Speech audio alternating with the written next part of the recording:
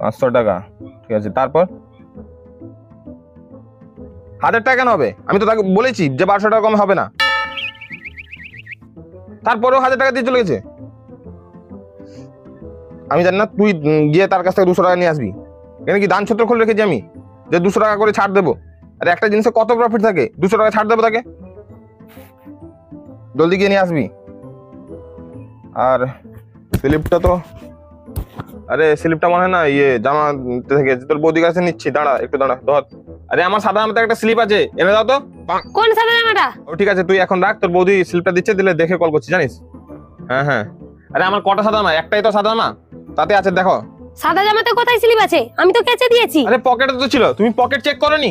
আরে পকেট তো আমি চেক করেছি, না পেলে আমি কি করব?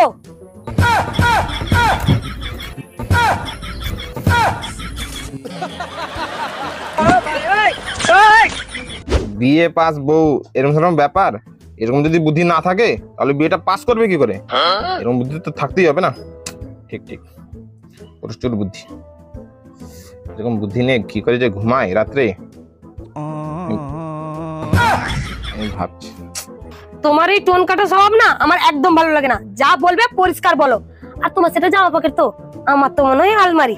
শুধু রসিদ রাখলে ভালো হবে না, এক কাজ করো, তার মধ্যে জুতো, প্যান্ট, কোট সব রেখে দাও। কেন, তোমার তো হাত ছিল না? তুমি তো জগন্নাথ হয়ে গেছিলে না, যে তুমি হাতে চেক করতে পারবে না? হ্যাঁ, এবার থেকে জগন্নাথ হয়ে থাকবো, নিজের জামা কাপড় নিজে কেচে নিবে। আরে বাবুদা, সে স্লিপটা না ছিঁড়ে গেছে। কেন আবার ভিজে ছিঁড়ে গেছে? আমার বউ, সব মেয়েদের বুদ্ধি হাঁটুতে থাকে, আমার বউয়ের পায়ের গোড়ালিতে আছে। আর যদি আছে সেটা ঠিক আছে, তার বাপের বাড়ি কালকে গিয়েছিল, গোড়ালির বুদ্ধি দিয়ে একটা সার্ভে প্যাকেট নিয়ে এসছে, আর সেটা দিয়ে আমার ভাগ্য আর আমার কাপড় দুটোই কাটছে পুরো দিন। আরে তার মাঝখানে স্লিপটাও রেখে দিয়েছিল, সেটাও কেটে দিয়েছে ভালো করে। ও ঠিক আছে, কিছু একটা ব্যবস্থা করছি আমি আর কি। হ্যাঁ হ্যাঁ ঠিক আছে।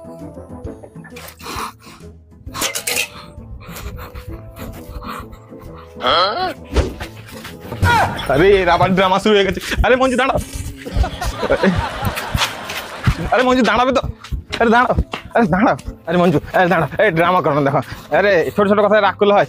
আমি কোনো ড্রামা করছি না, আমি বাপের বাড়ি যাবো। আরে তোমার পা দিচ্ছি প্লিজ, সোনার চেন এনে দেবো 5 ভরি। হ্যাঁ প্লিজ প্লিজ, হ্যাঁ চল চল বাড়ি চলো।